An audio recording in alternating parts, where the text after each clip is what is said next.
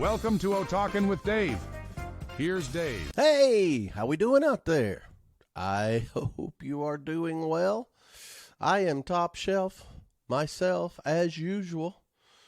Loving it. And what I'm noticing out there, how easily people are offended. People are just waiting to get offended. You know, sometimes they're getting offended on behalf of other people, but that's a new thing. Offended. Oh, that's offensive. Triggered. You know, people get offended, then people get canceled. All sorts of stuff happens. But I got to thinking, offended, what does that really mean? I think offended is another one of those words that's been hijacked. It's softer than other things, but also it's a word that's, you can't offend anybody. I know a lot of comedians that are just like, they're taking it back. They're taking back their craft because people get offended by a joke. You get canceled for that. And it can be career suicide. That's what comedians are about, being on the edge. You pick their humor and you go to laugh. You don't go to be, I'm so offended. And I think the word offended is being used for a lot of other things. I'm saying I'm unoffendable. You can't offend me. And that's not a badge of honor. I'm not bragging. I'm not saying I don't feel things, but offended, insulted, hurt, aggravated, outraged. I'm upset in some way, displeased, pissed off, whatever you want to say. But offended is a catch-all. That way I can be offended. And that branches through everything. I don't have to explain myself. That offended me. You're a bad person. And, I love you see a lot of stuff out there, but just because you're offended, I think Ricky Gervais said this, just because you're offended doesn't mean you're right. And I love that. But I think we spend too much time either worrying about offending people or being offended ourselves. I mean, come on, let's toughen up. The definition of offended, it means to be hurt or upset or resentful, insulted, those things, disrespected, by inappropriate behavior. Well, who's gonna classify something as being inappropriate behavior? My goodness, anything you do, somebody can feel like it's inappropriate. If you're religious, well, that could be inappropriate to somebody else, no matter what your religion. If you're not religious, then, don't put your views on me. That's offensive. We've got to toughen up and not let people steal our words. When I released the podcast, Proud of My Pride, people thought I was coming out. But my son sent me a cool little message. I knew it all along. That's not funny. They've taken the word pride. And whoever they are, I don't think necessarily the groups behind some of these actions are actually the ones being offended. But we're going to get into that. We're going to get into all of that. But, the term snowflake is thrown around. I think a snowflake, I'll give you my definition. That's someone who is perpetually offended or hurt or overly sensitive or easily offended. You just can't handle an opposing viewpoint. That's a snowflake. To me, that's a snowflake. Other people can use whatever they want. It won't offend me. But there's some things that people that are easily offended, they're particularly sensitive to certain areas, like social injustice. Okay? Is that a general term or what? Social injustice. Topics like, and they're horrible. Racism, sexism, rights for different minorities or LGBTQ rights. Yeah, other forms of discrimination that gets that reaction. And all of those groups deserve equal rights. I believe that 100%. But the way they get attention is by being offended. I'll put other groups in here. Karens. Okay? That's a general. That's, religious do-gooders. Oh, you can be offended by them. I mean, they can be offended by anything. I saw a sign, and I posted it on one of my sites, where it said, and it was a real sign that said, "Welcome to our church. We are a church of believers and tithers, but here are the rules. Women, no pants." I don't know if that meant don't wear pants or Donald Duck it around the church. I don't know. Men, no piercings, no braids. I mean, they start with come on in and tithe. Yeah, we'll take your money, but we have a dress code, or God is going to be offended. Come on, get out of here. So these social justice do-gooders, most of them are offended by proxy. The political scene now, it used to be knockdown, drag out. It was fantastic. I loved the debate back and forth. Now the political deal is, oh, you said something 20 years ago. Oh, I'm going to be offended, and I'm going to take your votes. If you're a white guy in blackface 20 years ago, it doesn't matter if it's 100 years ago, because Al Jolson made a pretty good living over it. But Al Jolson couldn't run for office today either, could he? And those of you who don't know who Al Jolson is, I barely do. I just know he appeared in blackface a lot. But these political views now cater to offended groups. It's incredible. It's an amazing way to pull votes. And I mean, its political views can be anything from immigration to gun control, climate change. If you don't think we're going to burn up in 20 years, that's offensive. I actually heard not too long ago, it was a thing about words are violent, and it's violent. If you're not pro this, that's a form of violence, because that offends me and affects me, and my mental health is going to suffer, and that's going to lead to physical health, and it's all your fault. Whew. Then you've got the whole, tied to that, you've got language. People are offended by certain language. And this is just an everyday society. I'm outside a political group now, and then we've come up with that wonderful word, microaggressions. Snowflakes love microaggressions. Just a lot of it's just small, unintentional thing. But it can be, out in front of my house, there's a thing on the street where you lift that up and you go into the street where you can get to the civil engineering and the piping and all that. My whole life, we've called that a manhole cover. Oh, I've just offended a ton of population because it's not gender specific. Please. You've got to be kidding me. And there's so many. Just the words we use. Oh, food insecure. I just had something to eat, and about 3 hours, I'm going to be food insecure again. Because it means hungry, but it sounds better if we say food insecure. That way we can address an entire group of people who are really hungry. We need to feed people that are hungry. Those that can't afford it, yes, we need to feed them. But let's call it what it is. These people are hungry. By saying food insecure, it's, I'm a little more enlightened than you are, Dave. Please, let's not use harsh terms.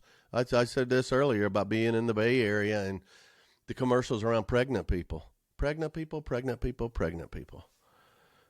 I want to know how many pregnant people come in that aren't women. And if there are none, well, can we just call them women?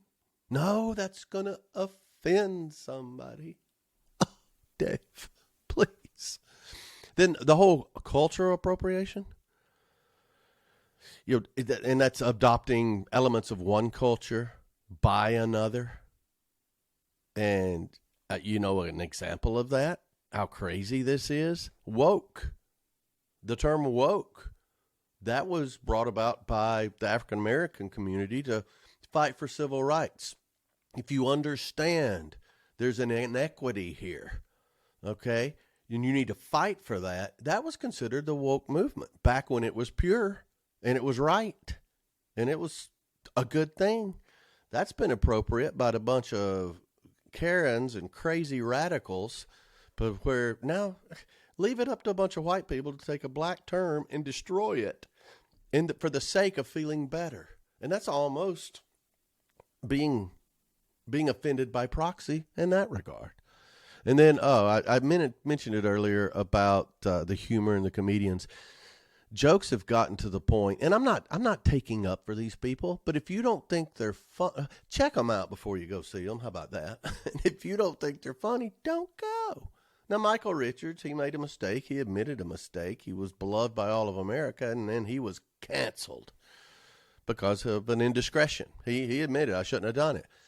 But come on, if the next comedian had been black and said the same thing, it probably would have been okay. So don't be so offended. These are jokes. These are jokes. And they prey on race or gender or religion or everything. And I'm glad they're taking their craft back. I think it's a great thing. But jokes, that is ripe, offensive material for snowflakes. Then, talking about inclusion or diversity or the lack thereof, offensive. The traditional values. I think this is one, it's a tough one because either you're embracing them, that's traditional values. It's my right, whatever. I get that. That shouldn't offend somebody. Or you're rejecting them. Come on, that's in the past. We should move on. Okay. These are individual things that are your right. Why should you be offended by someone else's values? It's how they identify with things. Everything from Native Americans. Okay, they have certain things they believe in and the way they do. And no matter what you want to do, if you're not a Native American, don't be offended for them. I grew up watching the Cowboys play the Redskins every year. Cowboys and Indians. That's as American as it gets, right? Yeah. Ooh, trigger, trigger, trigger. Yeah. Change their name to the Commanders, Cowboys and Commanders. It doesn't have that same ring. I never saw a Western that pitted Cowboys and Commanders, but it wasn't the Native Americans that were getting upset. I could get Minnesota Twins. You didn't hear an outcry from the Twins around the country. Oh, wait a minute, that's derogatory. The Twins suck as a baseball team, and that's a bad light on Twins, and I'm offended. Please. It's picking and choosing. They changed the White Sox. What about the Braves? Atlanta Braves. I grew up close to the Atlanta Braves. Cincinnati Chiefs. Why are we picking and choosing? It's because it's follow the money, follow the power. That's where it is. I'm sorry, went off on a tangent there on traditional values. But climate change, I talked about that earlier. If you don't believe, in 1970s, if you didn't believe the world was going to freeze to death, we're going to have another ice age by the year 2000, you were considered an idiot. Then 20, 30 years later, if you don't believe we're going to burn up, well, then you're just a science denier. Come on. Climate change, don't get me started on COVID. It's almost like following mergers and acquisitions in the industry. You gotta wake up every day and look at your email to see who's bought who do you work for, and I gotta act correctly with that. I gotta be nice to everybody because I don't know who's going to be my boss. Well, how about being nice to everybody anyway? But environmental issues, you've got to believe a certain way and put your wet finger in the wind to decide which one, or you might offend somebody. The mental health. Now, this is a tough one. There's a lot more sensitivity around mental health. I will never make fun of people who have a mental health problem. Mental health problem is serious. A mental health problem is not necessarily a problem with someone controlling their emotions. And some people don't want to be fixed. They want to be pitied and catered to. If I'm not talking about you or someone you love, don't get offended. I'm not talking about you or someone you love. But I know plenty of people who just want the attention. And this is going to sound harsh, what I'm about to say. We go to a lot of festivals, and you have a lot of times a tent is there, and it's a great cause. And the cause is, it's okay to not be okay. And I agree with that. Oh, 100% agree with that. And we need to afford all these people options without regard to the cost or insurance. We got people that volunteer. We got programs to help with that, no matter what degree of emotional or mental health challenge you have. But some of these workers are so caught up in their snowflakeism. They so want to be offended to where I heard them. If you don't admit that you got a mental health problem, it's okay to not be okay. If you don't admit you have a mental health problem, you're just a denier. Something's wrong with you. I thought, I don't do these things, and it's sarcastic, and it would be mean-spirited, and I'm not going to say I've never done anything like that, but I wanted to make a shirt. It's okay to be okay, too. I agree with that. No matter what your situation, it is your situation. Don't be talked into things that didn't happen or are not the case. Got to be stronger. Got to buckle up. And then, of course, the identity politics, there's all sorts of stuff around that, and that changes. I know the Democrats of the 60s, who my parents grew up following and voting for, they would probably be considered Republicans now, or conservatives. Everything's in this 24/7 social media news cycle, stir you up, prey on your emotions, get you riled up. Let me know what you're offended by, and I can control you. If I know what you're scared of or what you're offended by, you're mine. Absolutely. So that's just a few things right now that I notice that people are easily offended by. The little topics, really melts a snowflake. Actually, it empowers a snowflake. So, over the years, you got different things that have become recognized as offensive, and they change. Racial slurs, things you could say years ago, you can't now. And I'm not going to say them all, not because I'm scared, because I'm not. I just don't want certain things to turn people off. But everybody knows the N-word. Oh, I love the N-word with a couple of skits that I've seen where one guy wrote see who was, I think it was Mark Norman. Correct me if I'm wrong. But he sent in, wrote a skit for some TV thing, and it had the word midget in it. And he went, "Oh, you can't say midget. You can't say that. Little people, or there's other things, but you can't say midget. It's as bad as the N-word." And he said, "No, it's not as bad as the N-word, and I can prove it." And he said, "What do you mean it's not as bad as it's the N-word?" He said, "We're actually saying the word midget, okay? We're saying N-word." So that's always been there. I'm around my kids from time to time, and there's certain slang words, 70s and 80s, and it's not horrible, but we would say them. And it would, I remember my son, as a matter of fact, it's telling too much, but he was in school at one point when he moved from the South to the West Coast. And, they were talking about something, and it wasn't even in class. It was a bunch of guys talking, and went, that's gay. He didn't mean that's homosexual. He meant, that's just the vernacular. Well, he had to write a essay on why he shouldn't say that word. Are you kidding me?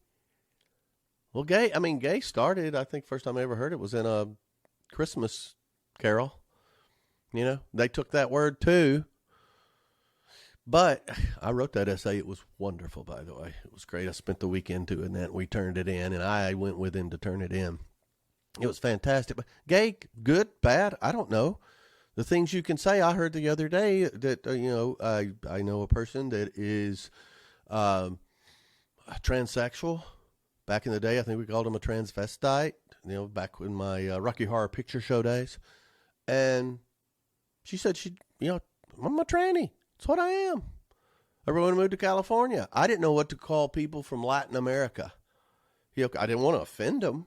Really, in my heart, I didn't want to offend them. So I asked the guy, what should I call you? From Mexico, a Latin American, a Hispanic. What should I call you? He went, "I'm a Mexican. I'm from Mexico." All right, cool. Let me know. I'll do it. Because I don't want to offend you. I'm not going to let my life be crippled by it. But there's different racial slurs or, things that, and I'm going to, N-word, I found over the years that it's not Oriental. You don't call somebody a Chinaman. You can't call somebody a redskin. I never call anybody a redskin. Some of these terminologies for people are so long, like the person that calling, and this is not having to do with race, but the person that said pregnant people later used something called, she referred to her mother. Oh, no. You can't have it both ways. If those aren't mothers, yours is not a mother. It's the pregnant person who birthed you. Just take away mother.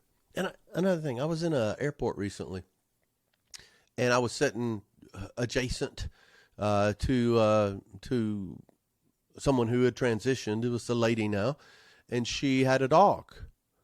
Well, she made it clear that she was, her pronouns, but she kept talking to her dog, referring to it as she and her little princess, and had it dressed up in a little dress. Cute little thing, like a Yorkie type dog. Had little bows in its hair and a little dress on it, and kept referring to it as she. And I was, the snarky guy wanted to say, well, how do you know? How do you know it's a she? Has she chosen that? Because she was a militant as far as how to address her and what to do. Poor flight attendant had a good time with that. By that, I mean a bad time. Other terms, half-breed. Oh, Cher had a song called Half-Breed. It was on the radio. I think it was a top 10 hit. The name of the song was Half-Breed. Can't do that anymore. I didn't know you couldn't refer to Eskimos as Eskimos. Well, I didn't know that. I don't know any Eskimos. I don't. But nope. That's bad. It's got to be indigenous people of the Arctic. Oh, stop it. There's, religious slurs. Oh, religious slurs, depending on the religion now. You can't offend Muslims. But I didn't even know some of these. I'm going to read them. Religious slurs. A kike, a mick, a papist, a heathen, and an infidel. Now, I'd heard heathen and infidel. I've been called a heathen a few times growing up. Infidel, infidel. I think I heard that on a Western or something. You can't say these. They're anti-Semitic. They're anti-Irish Catholic. What is a papist? It's Catholics during times of religious conflict. Anti-Semitic is the big thing now. You either have to be or you can't be. You got your group. Which are you? Okay. You're Baptist? We don't know where to put you. Pick a side. That's going to bring the Baptist and the Jews together. I know. That's offensive. Bite me. And you got different things like regional slurs. Yankees. Damn Yankees came to the South. Hillbilly. A hillbilly. Who calls people hillbilly anymore? Okay, we'll go. Hillbilly, redneck. I'm a redneck. Yep. White trash. I'm probably white trash. One thing I didn't like being called was a hick. I don't know why. I'm not offended, but it's somebody called me, said I had a hick accent. I was like, wait a minute. I was actually trying to enunciate there. Please. Gypsies. When's the last time you saw some gypsies? I don't know. Can we replace gypsies with carny folk? I think that might be the closest thing we have to gypsies now. And I love carny folk. Please. An okie. Who would get upset by being called an okie? But Merle Haggard had a song about that. And then racial slurs. But I don't mean racial slurs. I mean sexual words or slurs. I'll just run through them. I'm going to say them. Get ready. Don't say these words. And some of these are words that, my kids, the F word for gay men. You can say lesbian all day, but you can't say the full F word. And we even use FAG, fag, as a, like the non-gay term for things. It's just, it's a cigarette somewhere. I never excused that. But, apparently the Gen Xers and 20 and 30-year-old people, no. What are you doing?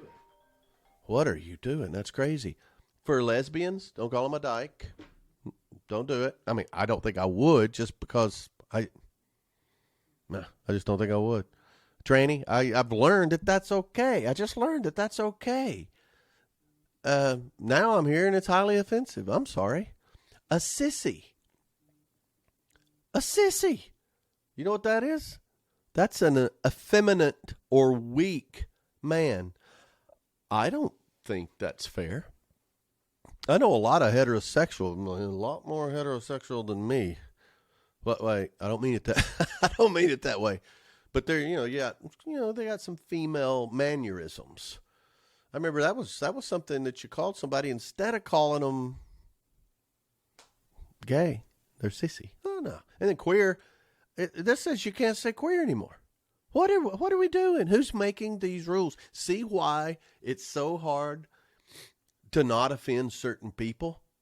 So I'm to the point to where if I knowingly offend you, I'm sorry you're offended, and I may be sorry I did that because it's unintentional. I don't mean to, but the rules are changing so fast. And I think context matters.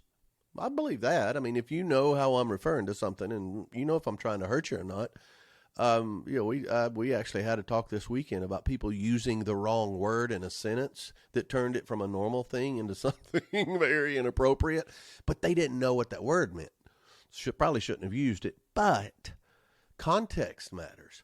Also, you've got to understand language evolves. I am so tired of hearing people, and I think cancellation is almost over. That's a phase we went through. Hopefully woke will be over and it can go back to what my African-American friends meant for it to be. I think we made a lot of strides, but it's not a political program. But I think it evolves to the point to where if you know somebody, all right, you know what they meant. You may want to correct them so they don't do that in the wrong setting. And if you don't know somebody, well, then why are you offended? We need to have cultural sensitivity. Yes.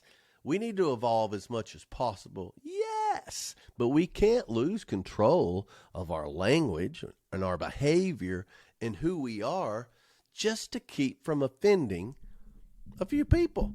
And in the grand scheme of things, it is just a few people. Look at the backlash on Hollywood right now. Wow, the hypocrisy is overwhelming. I love it when they fly across the world, literally from California to France, to get a piece of cheesecake so they can brag about it. And then in the next thing, hey, we're climate conscious here. Hello. Emissions. And then if they buy the credits, I love Al Gore buying carbon credits or whatever. He still polluted. He just threw money at it. The hypocrisy. Anyway, so the thing, why are some people, how did we get here?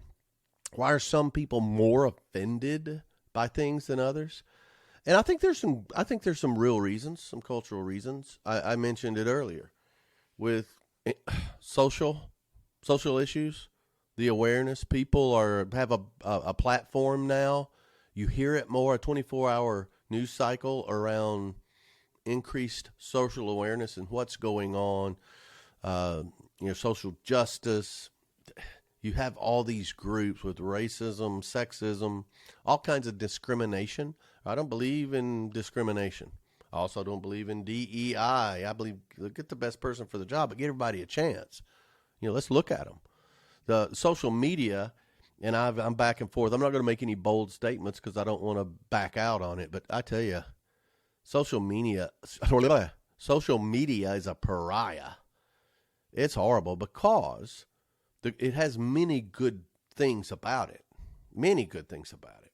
But also, we know most of social media is being ran with an agenda. Most of these people on social media, the vast majority, they're not people. They're not people. They're bots. And they're shifting things. That's not conspiracy theory either. I'm not a conspiracy theory guy. But that's what they are. That's what they are. Look at the latest thing with Alexa when asked political questions. Very slanted one side. And they said, oh, sorry, that was just a glitch. Well, it's always a certain glitch, isn't it? So social media and our dependence for 15 minutes of fame, that's a big thing that can exponentially entice those who want to be offended. I think there's a big shift in cultural values, just values, morality in general. They say the new morality is the old immorality. Woo! I sounded pretty straight-laced, King James version with that, didn't I? No, but it changes, and I think part of that is due to a stern commitment to uphold the values. Values are going to offend somebody. They're going to upset somebody. They're going to rub somebody the wrong way. So if you stand for them or you don't stand for them, and now it's amplified. The whole politics, the cancel culture.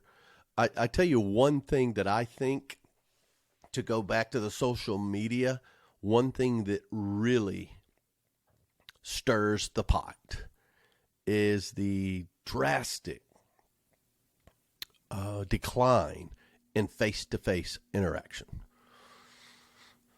I can tell you, people get so brave behind their keyboard. They get brave, they lash out, and trust me, it is a huge venue or platform for the offended by proxy crowd. I love it. If I am in a good mood, I go in and mess with people a little bit.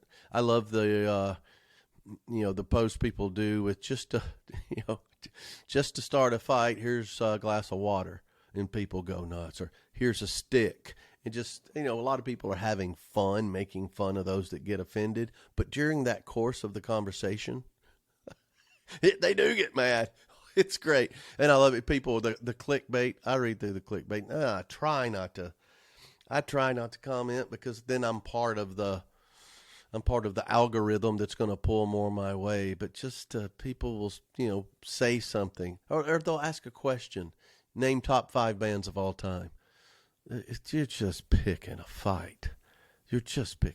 Or so-and-so is the best singer of all time. Hard stop, period, of end of story. And then just poof, the whole world. And some people are offended. I'd like to see these people. I don't want to see these people. They're probably in their mama's basement in their underwear. But I don't want to see that. But that face-to-face, that wouldn't happen.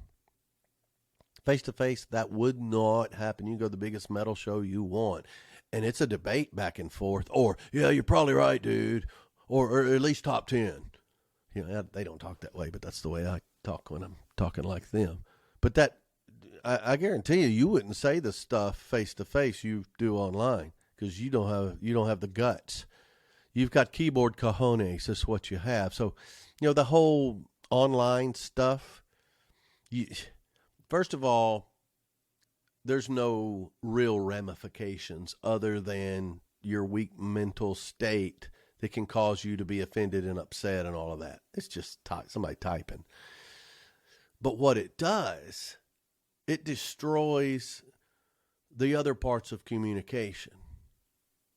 Body language, tone, all that stuff. It can make you interpret what somebody means or what somebody says. Those people who depend on, text or the typed word to communicate with people, horrible. You're going to make mistakes. You're going to be misunderstood as well. That lack of face-to-face communication, even FaceTime or TikToks or Snapchats or whatever is going on, at least we can see and hear, your facial expressions and your body language and all that. But that's going away, and it's creating a generation of people who don't know how to communicate and can stir you up. They know how to push your buttons. There's algorithms that will pull in. What are the buzzwords for this group? Pro and con. They kill you. And then the whole generational differences. I'm a hip dude. All I got to do is hang out with my kids who are just, 20-something years younger than me, and I find out how unhip I am.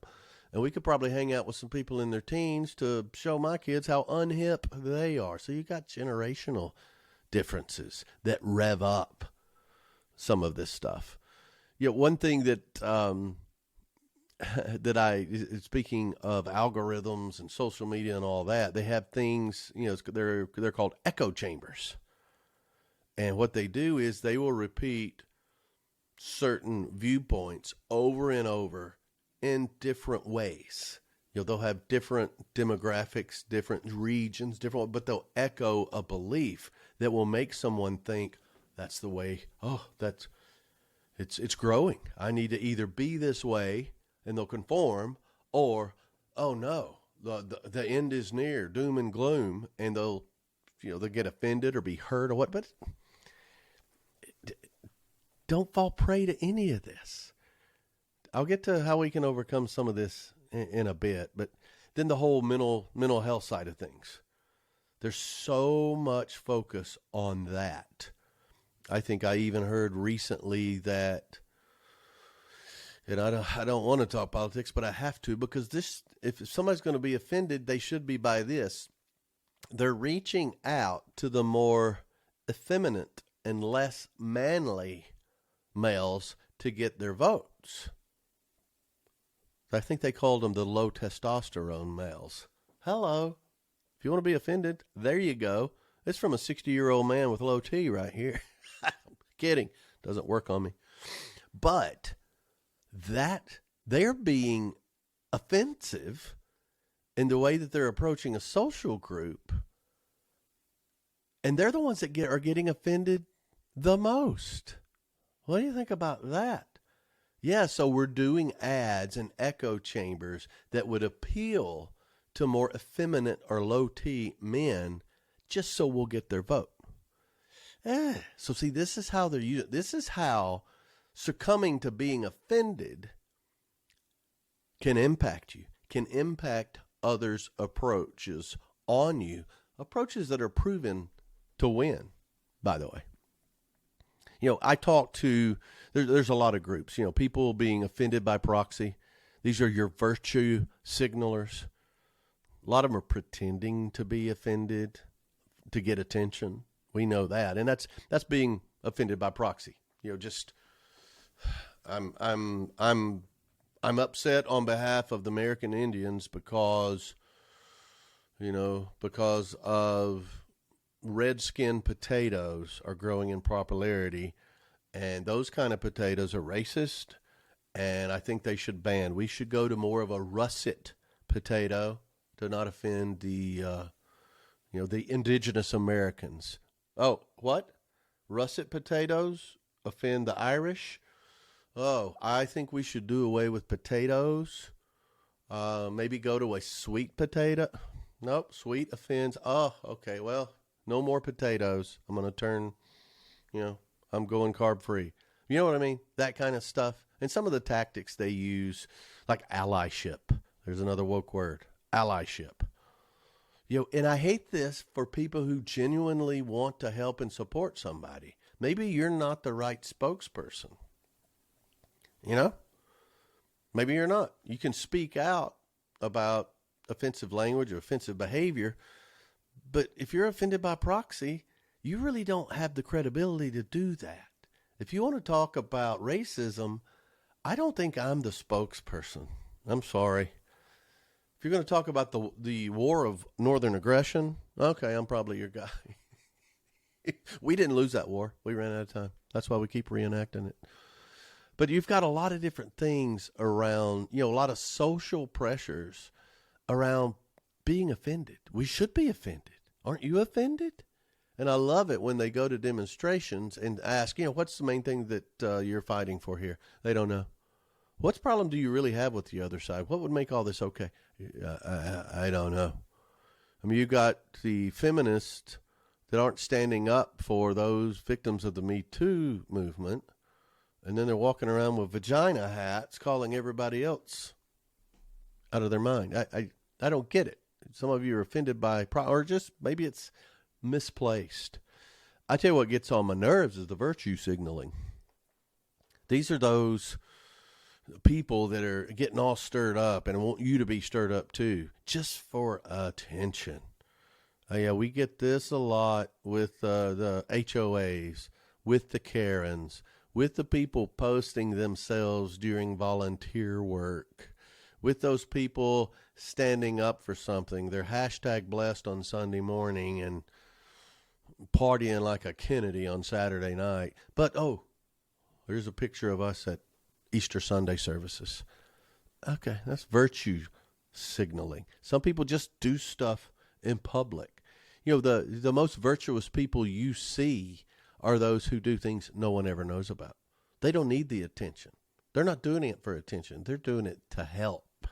I know you get people, and some of these people I saw recently, Bon Jovi working at a soup kitchen that he donated to. I think David Grohl did something like that. Good for them, but the camera was there for sure. I made sure of that. And then you have other people that are donating. Nobody knows who it was. It's an anonymous gift. You hear later all these celebrities, all the money they gave to a certain thing. After they die, they donated or left a certain amount of their estate to this. That's not virtue signaling. Just that shallow, look at me, look how good I am, look what I did. Yeah, they're preying on the social behaviors. And if you don't like that, well, they're offended. What? You're questioning my motives? I'm not questioning your motives. I'm not paying attention. So, drive you crazy. And then those, pretending to be offended to get attention or pity, acting like a victim. That's why people do it. They need that support or that attention, or look at me, look how good I am, look how great I am, or look how bad I've got it. Come on. Those people are preying on your ability to be manipulated, join them in their offended nature, or be persecuted because you don't care enough and they're better than you. Shake it off, Dave. Shake it off. So, I want to get to the reasons why I'm not offended. You can't offend me. You can't. You can make me think. You may be able to hurt my feelings, or make me think, I want you to like me, but if you don't, that's okay. But it's, I really wish that had gone a different way. But here are 10 reasons why you need to choose not to be offended. First of all, it's a personal choice. You're personally empowered to the point to where you don't need someone else to approve of you. You're in control of your own emotions. Don't give that power to somebody else. You can't take it back once you do. They have to give it back. You know that. I'm not going to give you control over me, so I'm not going to allow you to offend me. All right? Second thing is your perspective. What seems offensive to one person, that might be okay, but you don't have to be offended by it. Understanding the difference. You pick any minority, they have a different perspective. And it offends them, but it doesn't have to offend me. That would get rid of a lot of the being offended by proxy. Yeah, understanding the different perspectives. You're not taking it personally. That's what being offended is. You're taking it personally. Developed a tough skin. They call it thick skin. All right, thick skin. Yeah, I'm tough. I can take it. I can tell you some of the groups I've traveled in, being in front of a ton of people saying unpopular things. You better have a tough skin, or you're going to be curled up in the corner sucking your thumb by the end of it. But to be resilient, that's why I say that over and over. Know what you believe in and be resilient. The 10 undisputable beliefs that I have, there's probably more, but there's the 10 in the podcast and O-Talk. That makes me resilient. You believe something different? Okay. That's great. I'm not trying to convince you of anything. I'm just letting you know, here's where I am. Another thing, it's not talking out of both sides of my mouth, but having empathy. Understanding, when we talked about perspective a minute ago, understand that. Look, you're coming from a different place, and I get that. I get that. It's not on me. It's not my battle. Anything I can do for you personally, okay? But I'm not gonna be offended with you on that one because I got a different perspective. I still have empathy, and I feel bad for you, and hopefully you'll get to a good spot. Another thing that doesn't offend me, or a reason I can't be offended, you got to focus on that person's intent or that group's intent. A lot of times they're not doing something to harm you. You just overlook it. You know, if there are certain rules or certain regulations, if it's they tell a joke that offends you, that's not their purpose. Focus on the intent. Be able to overlook that instead of, oh, let me gather that in. Oh, yeah, this is going to be good. I'm going to be hurt on this later. It's going to get me a lot of attention. Place. Some of this goes back to emotional intelligence. I think, the more I think about it, a lot of it is. And emotional intelligence, those are buzzwords. It's a great book. And I think it's a good practice to be able to, okay, how do I handle things? We don't get upset that easy. My emotions are neither super high or super low. How do I take it? How do I process things emotionally? Having that's gonna drastically reduce the likelihood of you getting offended by something. Then, avoiding conflict. Now, I know you've heard me say you can't get through it till you get in it. Yeah, I that's true. I'll stand by that. And conflict resolution. But a lot of this, it's not conflict. It's not conflict. People perceive it as conflict. A lot of tough guys are, well, you do that, I'll kick your ass. Please. Come on. I'm not offended. I can avoid unnecessary conflict. I don't want to escalate it. Sometimes, I tell you, a lot of strong personalities, sometimes it gets in a little bit of a pissing contest to where you try to one-up them. You go back and forth and you escalate that. Let me tell you something. It's not worth your time with these people who seek to offend, because no matter if you make your case or not, they won. They got you.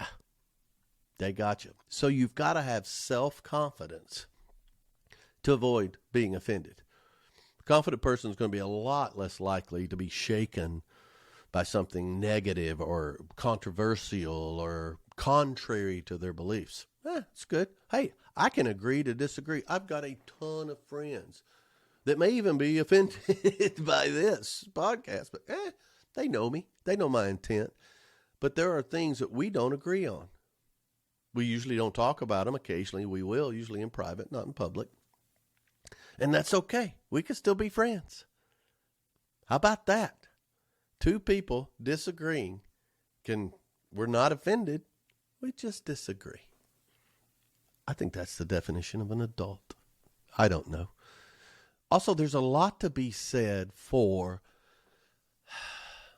having a peace of mind about something. I look for that. I don't like to be stirred. I don't like to be torn up. And so I try to reduce that as much as possible. Something's wrong with my kids or my wife or my dog or close family. Yeah, I get stirred up on that because that's worth it. I just choose not to be offended. Maintain some sort of, center here around what's important and what's not. Don't major in the minors. And that reduces your stress by a ton. And then I've said it over and over, and I'll continue to say it till I'm blue in the face. Focus on positive relationships. Surround yourself with positive people. These people know you. They like you, or they wouldn't be hanging around with you. And there's going to be less conflict. People that are around me a lot, they're not easily offended. Trust me. And they know I'm not either. So we can be ourselves. It's such a freeing environment. And be around positive people. Be around like-minded people. But if unlike-minded people come along, know what you're getting. And be an adult. That's a lot of the reasons. I remember early on when I was growing, I grew up in church. And I remember at one point I got married. I might have had a kid or two. That's probably offensive just to refer to my kids as a kid or two. but I don't remember exactly when it was. But there was a business meeting, and there was a vote. And apparently, I'd been in this church since I was 3 weeks old. And there was a vote on something, and I voted one way. And I didn't, I just looked around when people were voting the other way. I looked to see, okay, how are we doing here? Did my side win or whatever? And they do whatever. It was on the color of some carpet, which has split churches before. Well, I voted one way, and afterwards, this woman comes up, and apparently she had said something. I wasn't paying attention, and voted the other way. And she came up to put it in my face. She said, I'm sorry if I offended you, David, but I've been in this church a long time, and, how I vote carries a lot of weight. Offended me. And at that point, I thought, what a venue for this. That's what it is. It's heaven is around tenure. These are the same kind of people who used to bring a lot of kids in on nights to vote, because if you're a church member, your vote counts, no matter if you're 3 or 300, like this lady was. And she said, and I just looked at her, and I knew who she was. And I said, I used her name, but I said, I'm sorry, I didn't even notice how you voted, and I wasn't paying attention to anything that you said. And by the way, you can't offend me, because your opinion doesn't mean that much to me. Because I knew this woman was a sneaking, conniving, blah, blah, blah. And that's when I think this journey began for me. Not being offended. You can't offend me. We can disagree. I'm pretty confident. I mean, after all these years, I'm one of the old men now. I know what I believe. I know what I like. I know what I don't like. And it's okay. It's okay. The overlap. So I encourage you, notice those who are getting offended by proxy, who are getting offended for attention, who are trying to offend you for a reaction. Those who are easily offended are weak. They're malleable, and they are puppets for the strong. Remember that. So be self-confident. Know what you believe in. Ask questions. Get more information. The more educated you are around things, the less malleable you are, and the less you're going to be offended. So let's stay strong. Giddy up. Okay. Thank you for joining. I appreciate it so much. I did the video this time because I wanted you to see the look on my face when I talked about this topic. So let me know what you think about it, what you disagree about, what you agree about. David@otalks.com or OWD@otalks.com. Let me know what you like. Let me know what you don't like. YouTube videos out there. We got more coming. Got merch behind me. You can see that, Not With That Attitude, or the Giddyup t-shirt. Got another one that says Top Shelf and some hats on the way. I'm not selling, but you can get. So, but most of all, thanks for talking with Dave, and giddy up.